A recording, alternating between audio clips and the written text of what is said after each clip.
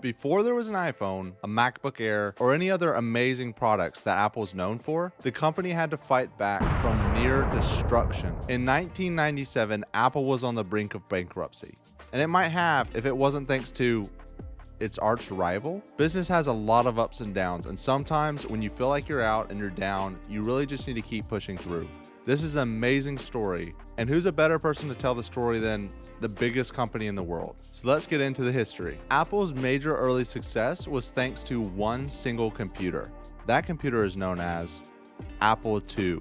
However, Apple took an extremely long time, about 7 years, until they released their follow-up product, Apple III. Due to huge engineering failures, Apple received a large amount of backlash due to this new released product. Following that disappointment, Apple then went on to release a new computer called Lisa, an expensive piece of equipment that costed nearly $10,000.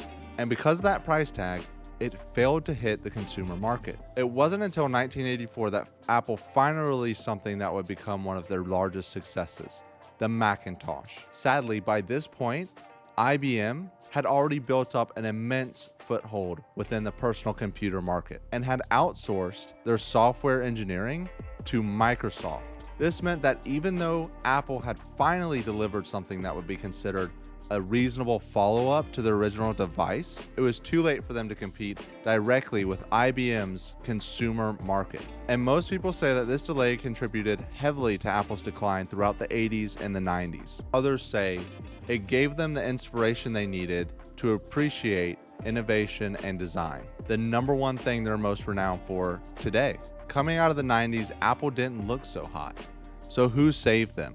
It wasn't until 1997, after finding itself on the brink of bankruptcy due to financial losses caused by bad decisions and stiff competition from Windows, Steve Jobs appealed to Bill Gates for help.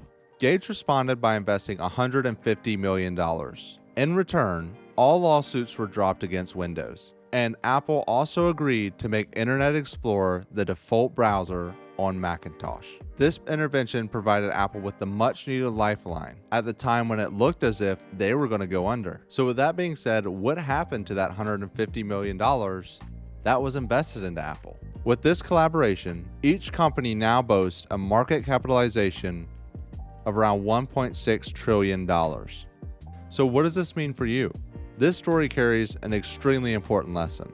When sometimes it feels as if all hope is lost, and you feel like you've been struggling and you just can't get anywhere in life, sometimes all you need to do is keep persevering and ask other people for help. They might just give you exactly what you need to get your life back on track. Furthermore, it shows you never underestimate your own abilities. Everyone runs into difficult times, and the difference between someone who's extremely successful and your average person is how you're going to respond to that situation. Never underestimate your capabilities, because you never know what kind of opportunities will arise if you keep pushing through. If you like this story, you need to check out our previous video where we compared high versus low risk stocks. So keep persevering and check that out.